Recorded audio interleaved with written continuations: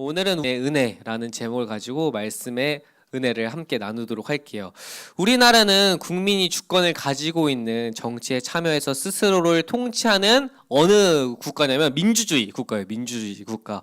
다만 이제 모든 국민이 직접 모여서 의견을 나누고 국가의 일들을 결정할 수 없기 때문에 국민이 주인이지만 모든 국민들이 다 모여서 우리 어떻게 할까요? 이렇게 회의를 할 수 없기 때문에 우리 최근에 투표를 했죠. 4월 10일 날 22대 국회의원 선거를 하게 되었어요. 우리 친구들은, 우리 학생들은 아직 이제 선거권이 없어서 성인이 되지 않아서 선거를 하지 않았지만 목사님도 이제 소중한 한 표를 투표를 했거든요. 그걸 왜 그렇게 하냐면 이제 국민의 대표, 우리 모든 국민들이 모여서 민주주의는 우리 반에서도 이제 뭐 투표를 할 때 투표를 하잖아요. 어떤 결정을 할 때 뭐 회장, 부회장이 이제 반의 대표자로 뽑는 것처럼 이 구에도 이제 대표자가 필요하고 또 이 구 관악구도 두 개로 나누죠. 이렇게 구 안에서도 두 개로 대표로 나눠서 그 대표자들이 우리가 대신 의견을 내면 그 대표자들이 이제 의견을 수렴해가지고 나라를 이끌어가는데 그것을 이제 국회의원이라고 하죠.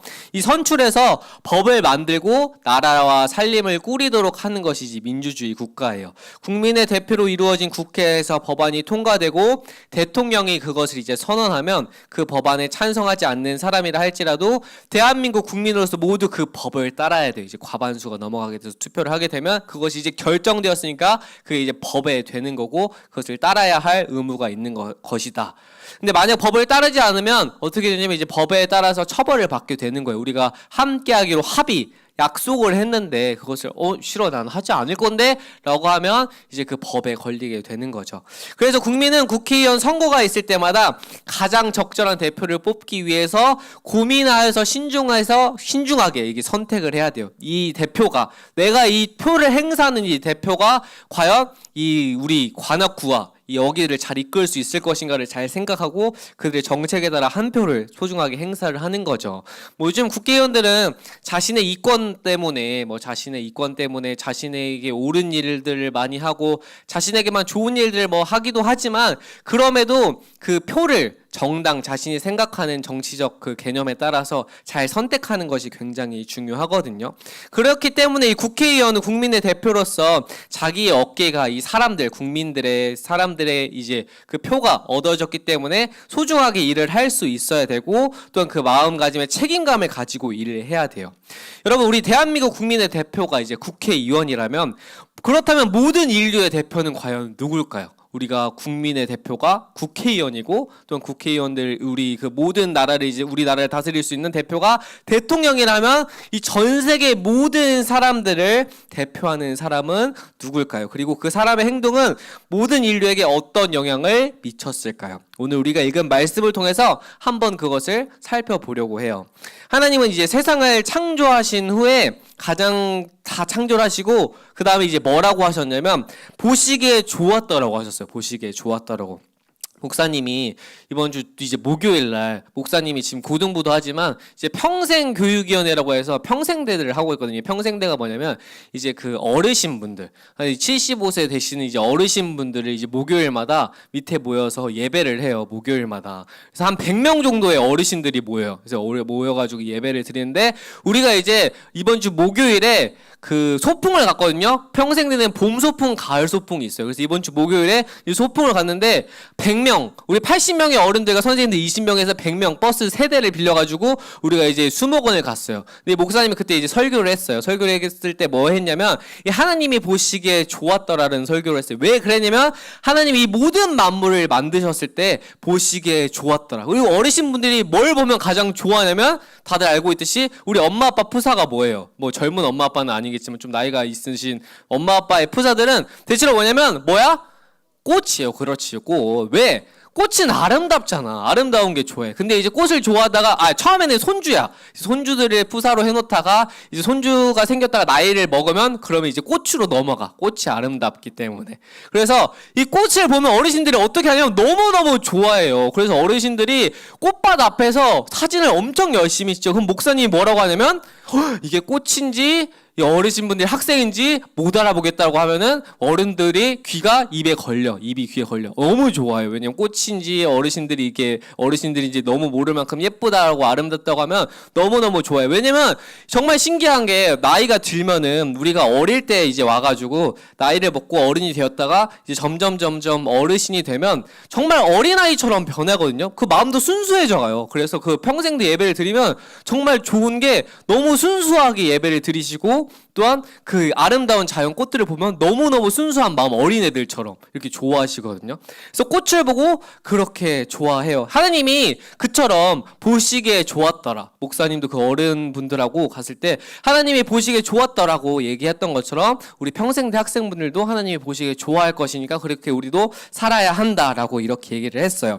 그런데 하나님이 보시기에 좋았더라고 이 세상을 창조했는데 이 세상에 죄가 들어오게 되었죠. 저번 주에 보았던 것처럼 아담이 이제 뱀의 유혹을 받아서 금지된 열매, 선과 악을 알게 아는 그 나무의 열매를 먹고 이 세상에 죄가 들어오게 되었고 죄의 결과, 남자와 여자의 죄의 결과는 다른 거였지만 그 남자 여자 모두 공통된 죄의 결과는 바로 사망이었어요. 사망. 이 사망은 육체적인 죽음뿐만 아니라 영혼의 죽음도 얘기를 해요. 영혼의 죽음. 우리는 이 기독교 안에서 죽음은 그저 이제 죽는 것은 육체는 잠시 잠드는 거고 이제 영혼은 하나님께 올라가는 거죠. 그래서 이제 죽는다는 것은 육체와 영혼이 이제 분리되는 일이에요. 우리 육체는 비록 죽지만 영혼은 하나님께 올라가서 우리가 이제 재판을 받는 거죠. 너가 나를 믿었는지 잘 믿지 않았는지 재판을 해서 우리가 하나님을 잘 믿었으면 이제 천국에 가서 그 세상 가운데 열심히 살았던 그 상급을 받고 천국에서 살아가게 되는 거. 이렇게 영적인 죽음과 육체적인 죽음은 나누어져 있는데 아담과 하와 이후에 이 육적인 죽음도 들어오게 되었고 영적인 죽음도 들어오게 되어서 이제 하나님과 완전 단절되게 되는 그 사건이 선악과 사건으로 생기게 되었어요. 원래 하나님과 사람은 이제 그 언약 관계, 하나님이 인간에게 이 동식물들을 잘 관리하라고 했고 사람은 그에 따라서 동물들의 이름을 아담과 하와가 잘 지어주고 잘 관리하면서 지냈는데 이 선악과 사건 이후로 죄가 들어오게 되었고 그들이 사망을 얻게 되어서 육체와 영혼이 분리되고 영혼이 죽게 되는 그러한 죄를 얻게 되었다를 알고 있으면 될 거예요. 그래서 이 로마서 5장 12절에도 여기 뭐라고 얘기하냐면 오늘 읽었던 말씀인데 그러므로 한 사람으로 말미암아 죄가 세상에 들어오고 죄로 말미암아 사망이 들어왔느니 이와 같이 모든 사람이 죄를 지었으므로 사망이 모든 사람에게 이르렀느니라 라고 이렇게 얘기를 해요. 이 바울 선생님이 로마서를 썼는데 바울 선생님이 말한 이 한 사람은 하나님이 최초로 창조한 사람 이 아담으로 인해서 죄의 결과인 사망이 이 세상에 들어오게 되었다. 라고 해서 이 사망이 모든 사람에게 이제 죄의 결과로 미치게 된 거예요. 왜냐하면 이 첫사람인 아담이 모든 사람의 대표자였기 때문에 이 대표자가 죄를 저지르자 그 사람의 후손들도 모두 다 죄를 얻게 되었다. 아담이 죄를 짓고 하나님과 언약을 깨트린 것은 아담이라는 이 한 사람 개인의 사건이 아니라 아담은 온 인류의 대표로 세워졌기 때문에 그 인류의 대표자인 아까 말했던 것처럼 우리가 투표를 하게 되면 그 국회의원이 우리의 대표자이고 그 대표자가 이제 법을 정하게 되면 우리는 따르기 싫어도 그 법을 따라야 한다고 했죠. 아담처럼 대표자였기 때문에 그 대표자가 죄를 지었고 그 죄의 결과로 우리 모두 사망을 얻게 되었다. 그렇게 아담의 죄가 모든 사람에게 전가되었고 아담 안에서 모든 사람은 하나님께 죄인으로 이제 판정을 받게 되었어요. 정죄가 되었어요. 이제 죄인 된 상태로 이 세상에서 태어난 사람들은 말과 생각과 행동으로 계속해서 하나님의 법을 어기면서 자신의 마음대로 살아가게 되었어요. 그래서 이후에 보면은 아담과 하와의 자녀가 누구예요? 아담과 하와의 자녀가 누구예요? 두 아들이 있었죠. 맞아. 가인과 아벨이었어요. 아담과 하와가 죄를 저질렀고 그들이 자녀를 낳았는데 그들의 자녀가 가장 먼저 뭘 했어요? 예배를 드리긴 했지만 결국 가인이 어떻게 했죠? 형 가인이 아벨을 어떻게 했어요? 죽였어요. 그래서 이렇게 죄가 들어오게 되었고 가인과 아벨도 죄를 저지르고 이후에도 사람들이 뭐 바벨탑을 쌓기도 하고 노아 시대에 사람들이 죄를 저지니까 하나님이 물로 홍수를 주어서 이제 심판을 했는데 그 이후에도 죄를 지었다. 그래서 로마서 3장 10절에서는 이제 뭐라고 하냐면 이 사람들에 대해서 기록된 바 의인은 없나니 하나도 없다라고 얘기를 했어요. 그러니까 아담과 하와 이후에 의인은 이 땅에 단 한 명도 존재할 수가 없는 상태가 되었다. 왜냐하면 대표자인 아담이 죄를 저질렀고 그 죄의 결과가 모든 사람에게 퍼져 나갔기 때문에 의인이 이 세상에 존재할 수가 없었다. 그래서 우리는 죄로 허덕이는 사람. 성경은 모든 죄인에 대해서 사망이, 이 죽음이 왕노릇을 했다라고 얘기를 해요. 그러니까 이 죄가 우리를 올가매고 우리가 죄가 이제 사망으로 끌어내리게끔 세상 사람들을 판단하게끔 나아간다고 얘기를 해요. 그래서 우리가 세상을 살아갈 때 잘 이제 법이 있지만 우리에게 이제 법이 있지만 법이 없으면 사람들은 법을 지키지 않고 싶어요. 왜냐면 우리가 지금 요즘 이제 신림 지역에도 그렇지만 요즘에 이제 많은 마약들이 펼쳐 나아가고 있죠. 요즘 그 강남에서도 또 그 학생들에게 뭐 마실 것을 줬는데 그 중국 사람이 마약을 섞인 그 먹을 걸 줘가지고 막 전달했다라고 하고, 그 다음에 예전에도 학생들에게 무슨 캔디를 줬는데 마약 성분이 생긴 캔디를 주었다고. 그래서 요즘엔 마약이 굉장히 많이 퍼져나갔다고 하고 있어요. 그리고 또 이제 신문 기사를 보다 보면은 그 정화수 처리하는데 우리가 이제 화장실에 가면은 그 오물들을 이제 모아가지고 정화수 처리를 하잖아요. 그 서울 지역에 정화수 처리하는데 마약 검출하는 것을 검사했는데 마약이 다 검출됐다고 해요. 그러니까 이제 우리나라도 이제 마약 청정 국가가 아니에요. 그렇게 마약이 많이 퍼지게 되었고 사람들은 죄를 따라가는 걸 굉장히 좋아해요. 왜냐하면 쾌락과 즐거움과 또한 행복이 그 안에 있지만 그 행복은 결국 자신을 갉아먹는 일이거든요. 이 죄의 무서움이 이거예요. 행복과 쾌락을 누리게 하지만 결국엔 그것을 나를 갉아먹는 일. 그래서 세상에서 명예와 지위와 돈을 가질 때 거기에 몰두하게 되면은 내가 주위에 사랑하는 사람들, 뭐 내가 뭐 도덕을 지키는 것보다 거기에 몰두하게 되면 죄를 저지르게 되는, 이 세상은 유한한 것이고 없어질 것들인데 우리가 그 세상에 하나님이 아닌 그 유한한 것들에 집중하다 보면 우리는 다 죄에 집중하게 되는 거예요. 왜냐면 세상은 죄가 전가되게 되었고 세상엔 죄가 많이 들어오게 되었는데 그 죄의 결과물의 산물들, 뭐 돈이 나쁘다는 것도 아니고 명예가 나쁘다는 것도 아닌데 죄의 결과물이기 때문에 그것에 집중하다 보면, 우리가 하나님이 아니고 그것에 집중하다 보면 죄의 결과로 죄로 빠져서 살아가게 되고 세상 사람들은 그러다 보니까 나를 더 집중하게 되고 죄에 따라서 나아가게 된다라고 얘기를 하고, 또 로마서에서도 그렇기 때문에 의인이 없다, 이 세상에서는 의인이 없다라고 설명을 하고 주고 있어요.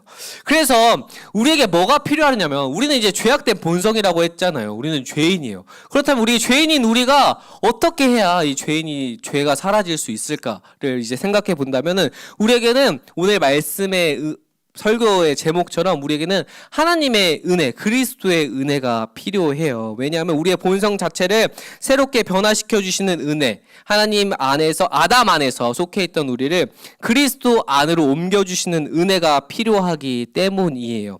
우리는 이제 사망으로 인해서 죄의 결과로서, 죄의 노예로서 살아가게 되었는데 우리가 이 영원히 구원받을 수 있는 것은, 우리가 이 죄 안에서 승리할 수 있는 것은 오롯이 예수 그리스도께만 있는 거거든요. 그렇기 때문에 우리가 예수님께만 집중해야 돼요. 왜냐하면 우리가 뭐 성경 말씀대로 살아야 한다, 그래요. 알고 있죠. 왜냐하면 성경의 율법이 그렇게 나와 있고 또 말씀대로 살아야 한다는 것을 알고 있는데, 우리가 말씀대로 살아가려고 할 때 그래 내가 말씀으로 살아가야지 라고 생각해서 뭐 큐티도 하고 기도도 하고 뭐 찬송도 부르고 이런 것들이 중요한데, 그런 것들에게 이 행위에만 집중하게 되면 결국 우리는 죄악으로 쓰러지게 된다. 왜냐하면 이스라엘 백성들이 계속해서 그랬거든요. 하나님이 이스라엘 백성들을 구해주고 하나님을 경험하지만 그럼에도 그 행위에만 집중했을 때 또 넘어지고 이스라엘 왕국들이 또 나눠지게 되고 또 바벨론의 포로로 끌려가고 아수르의 포로로 끌려가고 이스라엘 나라가 결국 멸망하고 해서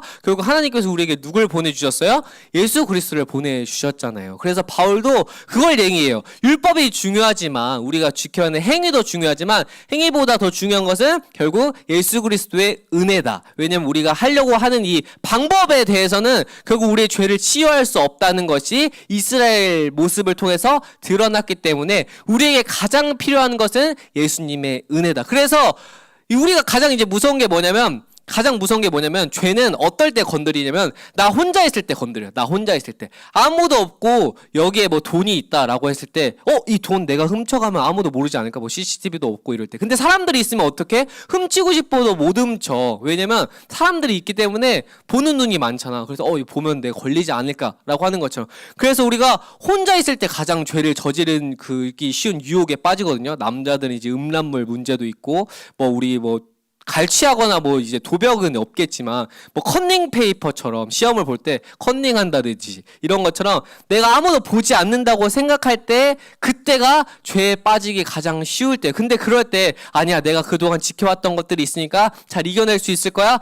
절대 이겨낼 수 없어요. 죄는 굉장히 무서운 거거든요. 그래서 그것을 하려고 할 때 필요한 것은 예수 그리스도의 은혜예요. 예수 그리스도의 은혜. 그 예수 그리스도의 은혜를 어떻게 누릴 수 있냐면 우리가 매일매일 기도할 때 주님, 제가 할 수 없으니까 제가 이겨낼 수 있도록, 죄에서 이겨낼 수 있도록 저에게 은혜를 주세요라고 기도를 하고 말씀을 묵상해서 주님의 방법이 어떠한 것인지 깨닫는 게 굉장히 중요해요. 그래서 우리가 시험 기간 가운데 그럼에도 집중해야 할 것은 기도와 말씀이거든요. 그 기도할 때 주님, 제가 할 수 없으니까 주님 저에게 예수님의 은혜를 더해주세요. 제가 죄인이라서 제가 넘어질 때도 많고 세상 가운데 집중할 때도 많고 주님보다 공부에 집중할 때가 많아요. 왜냐면 목사님도 그랬으니까. 그럴 때가 더 많아요. 더 집중하게 되면 더 시험 성적이 잘 오를 거라고 하니까. 근데 그럼에도 우리가 집중해야 할 것은 예수님께 은혜를 구하는 거거든요. 예수님 도와주세요. 저에게 지혜를 주시고 제가 10분을 공부하더라도 1분 안에 그 공부할 수 있는 똑같은 그 효율성이 나올 수 있게 저에게 지혜와 은혜를 주세요라고 기도하고 말씀에 집중할 때